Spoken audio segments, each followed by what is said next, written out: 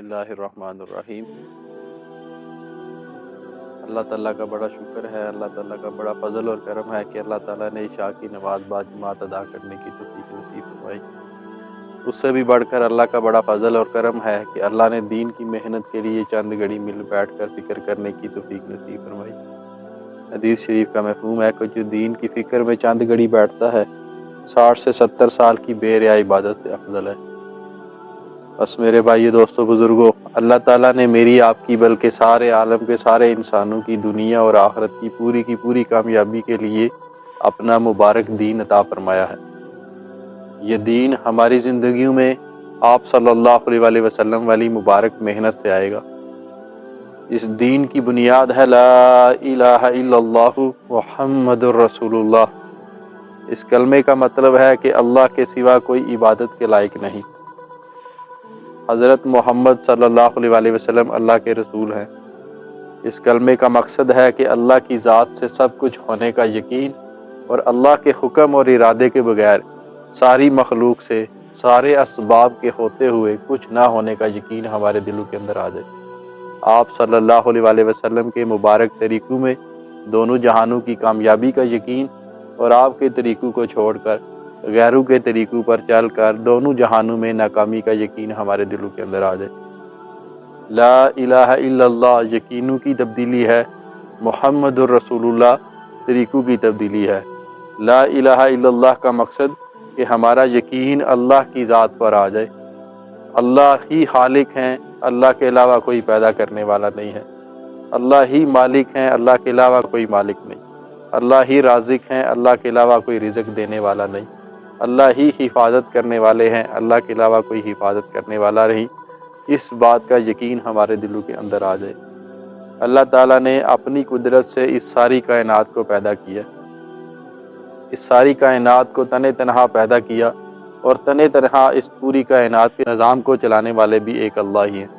اللہ کے علاوہ نہ کوئی کائنات بنا سکتا ہے، نہ کوئی کائنات کے نظام کو چلانے والا ہے، اور اللہ ہی کی ذات ہے جو پوری کائنات کے اندر موجود ہر قسم کی مخلوق کو، ہر قسم کے جاندار کو رزق پہنچا رہے ہیں۔ اور اللہ تعالیٰ یہ سب کچھ کرتے ہیں، اپنی قدرت سے کرتے ہیں، کرنے میں کسی کی محتاج نہیں۔ اس بات کا یقین ہمارے دلوں کے اندر آ جائے۔ اللہ کے علاوہ باقی ہر چیز اللہ کا غیر ہے، ہر چیز اللہ کی مخلوق ہے۔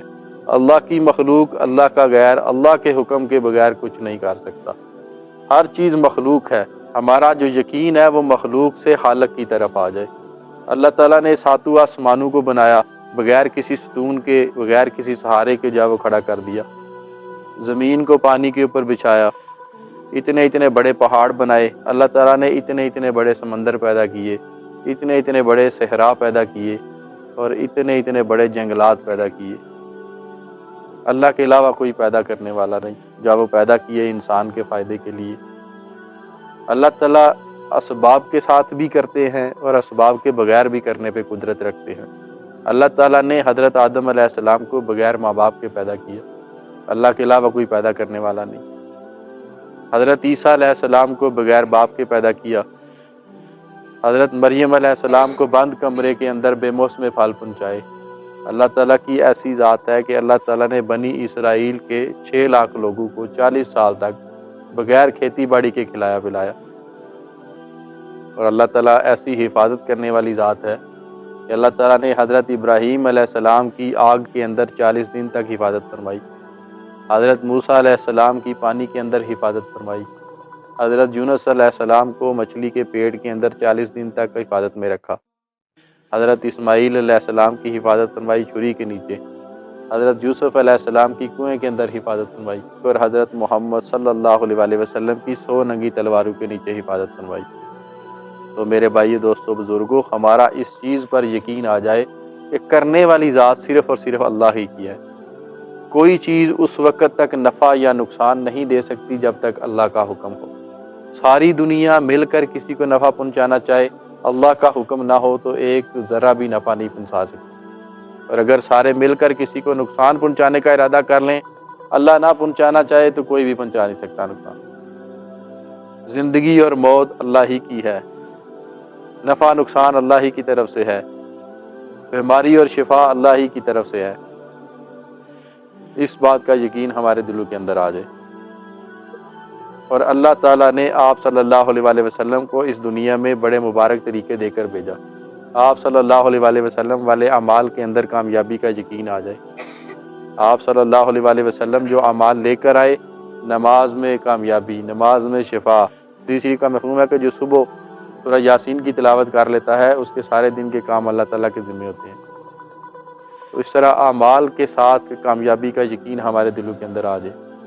دنیا میں انسان کو اللہ تعالیٰ نے صرف اور صرف آخرت کی تیاری کے لیے بھیجا۔ دنیا میں موجود ہر چیز کی کامیابی اور ناکامی عارضی کامیابی ہے اور عارضی ناکامیاں ہیں۔ اصل کامیابی اور اصل ناکامی جو ہے وہ آخرت کی۔ انسان کو اللہ نے اس دنیا میں صرف اور صرف امتحان کے لیے بھیجا کہ اس دنیا میں رہتے ہوئے اسباب کو استعمال کرتے ہوئے اللہ کو راضی کر لے، اللہ کے حکموں کو نبی صلی اللہ علیہ وآلہ وسلم کے طریقوں پر پورا کر لے۔ تو جو انسان اپنی زندگی میں اللہ کو راضی کر گیا، اللہ کے حکموں کو نبی صلی اللہ علیہ وآلہ وسلم کے طریقوں پر پورا کر گیا، تو وہ انسان اس دنیا میں بھی راحت اور سکون کی زندگی گزار کے جائے گا، اور آخرت والی جو ہمیشہ والی زندگی ہے اس میں بھی اللہ تعالیٰ اس کو ہمیشہ کے لیے کامیاب کر دیں گے۔ اور آخرت والی زندگی ایسی کامیابی والی زندگی کہ ہمیشہ کے لیے کامیاب، ہمیشہ کے لیے جوانی، ہمیشہ کے لیے صحت تندرستی، ہمیشہ کے لیے جنت کی نعمتیں جو کبھی کم نہیں ہوں گی بلکہ بڑھتی ہی جائیں گی۔ تو میرے بھائی، دوستو، بزرگوں، ہم اس دنیا کے اندر آئے ہیں اور صرف اسی محنت کے لیے آئے ہیں کہ ہم اپنی آخرت بنا لیں۔ تو جتنا اس دنیا کے اندر رہنا ہے اس کے لیے اتنی محنت کی جائے، اور جتنا آخرت میں رہنا ہے اس کے لیے اتنی محنت کی جائے۔ کیونکہ علماء حضرات سے سنا ہے کہ جو آخرت کی زندگی ہے اگر اس کا زمین کی زندگی سے مقابلہ کیا جائے تو زمین کی زندگی جو ہے، دنیا کی زندگی جو ہے وہ 2-2.5 منٹ کی زندگی بنتی ہے آخرت کے مقابلے میں۔ تو اس 2-2.5 منٹ کی زندگی کے لیے ہم جتنی محنت اور کوشش کرتے ہیں، ہمیں یہ چاہیے کہ ہم اپنی آخرت کی محنت کریں، آخرت کی کوشش کریں۔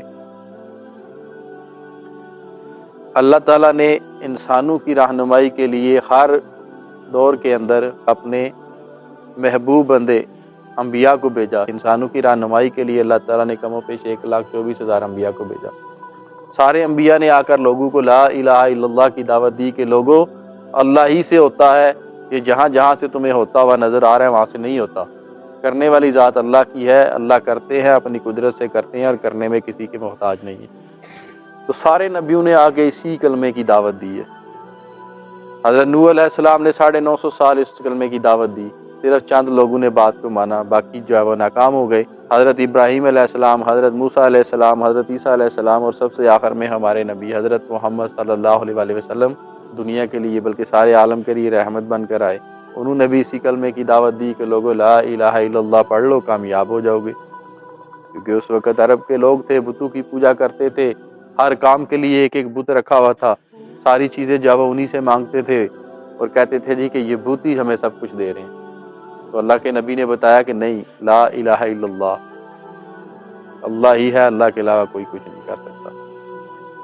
تو آپ صلی اللہ علیہ وآلہ وسلم نے عرب کے اندر ایسے لوگوں کے اوپر دعوت والی محنت کی، ایسے لوگ تھے کہ ان کے اوپر کوئی حکومت کرنے کے لیے تیار نہیں تھا۔ تو جب دعوت والی محنت ہوئی تو اللہ تعالیٰ نے ان لوگوں کو ہدایت دی، ان لوگوں کے لیے ہدایت کے فیصلے فرمائے۔ آپ صلی اللہ علیہ وآلہ وسلم نے 4 اعمال سے محنت کی ان کے اوپر۔ سب سے پہلے دعوت الہ، یعنی ان کو دعوت دی، لا الہ الا اللہ پڑھایا، اور جب وہ مسلمان ہو جاتے آپ صلی اللہ علیہ وآلہ وسلم کے پاس بیٹھ کر صحابہ سیکھتے تھے، اور اس کے بعد ذکر و عبادت میں لگ جاتے، خدمت میں لگ جاتے۔ تو یہ 4 اعمال آپ صلی اللہ علیہ وآلہ وسلم نے ان کے اوپر ان 4 اعمال کی محنت کی۔ تو آج بھی اگر ہم ان 4 اعمال کی محنت اپنے اوپر کریں گے، اپنے گلی محلوں میں، بلکہ ساری امت کی فکر کر کے کریں گے، تو اللہ تعالیٰ اس وقت بھی ساری امت کے لیے ہدایت کے فیصلے فرمائیں گے۔ تو میرے بھائی، دوستو، بزرگوں، قرآن پاک میں بھی اللہ تعالیٰ کا ارشاد ہے کہ تم بہترین امت ہو، لوگوں کے نفع کے لیے بھیجے گئے ہو۔